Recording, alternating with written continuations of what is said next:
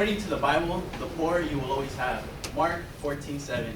Today, the majority of the world's poorest countries are living in economies that are declining, and nearly 500 million people will live in extreme poverty. According to the book, The Bottom Billion, by Paul Collier, the countries at the bottom coexist with the 21st century, but the reality is the 14th century, which is civil war, plague, and ignorance.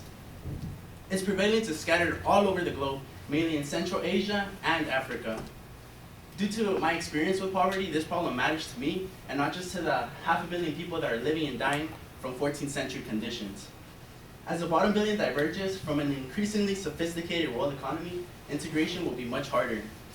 By the end of my speech, an individual should be able to articulate and thoroughly elaborate on why poverty is so prevalent due to these three reasons.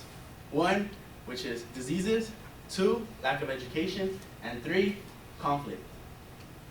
To begin with, let me explain why diseases cause poverty, mainly cholera.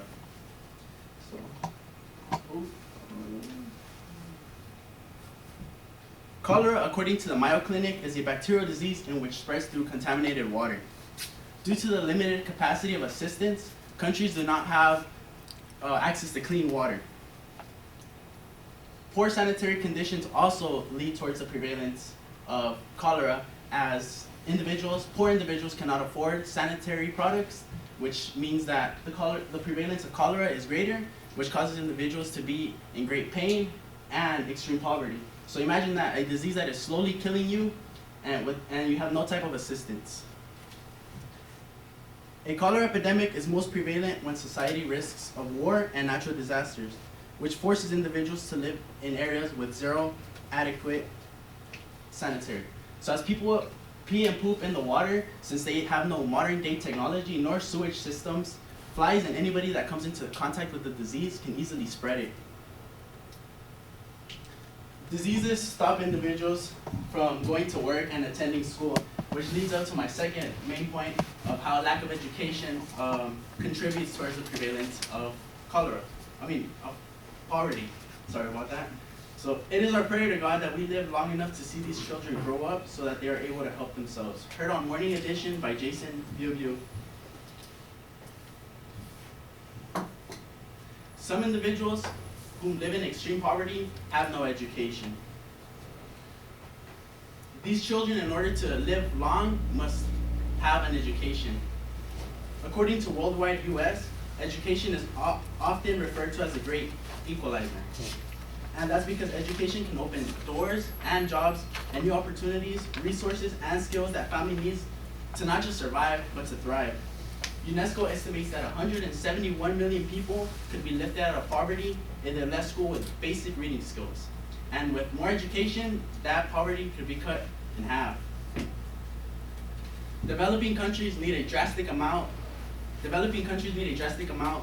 of educated people in order to succeed. According to the book Global Extreme Poverty by Max Roser and Esteban Ortiz Ospina, articulates that poverty tends to be most prevalent in countries where education is less developed.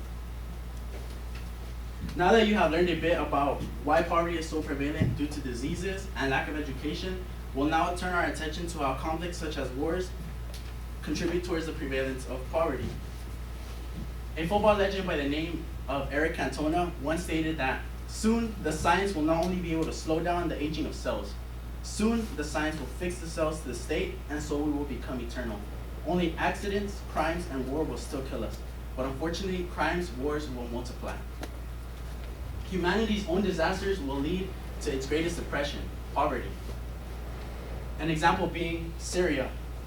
So that's Syria before, and that's Syria after the war. So Syria before the war was very odd to be correlated with poverty.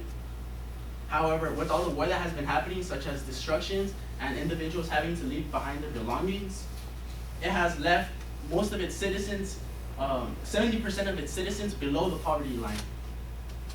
It is evident that war leads to conflict.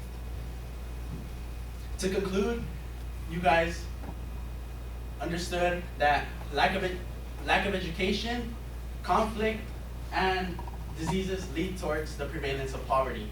If you ever catch yourself being ungrateful, just forgive yourself or to whoever you believe, because people don't know what they have until they lose it.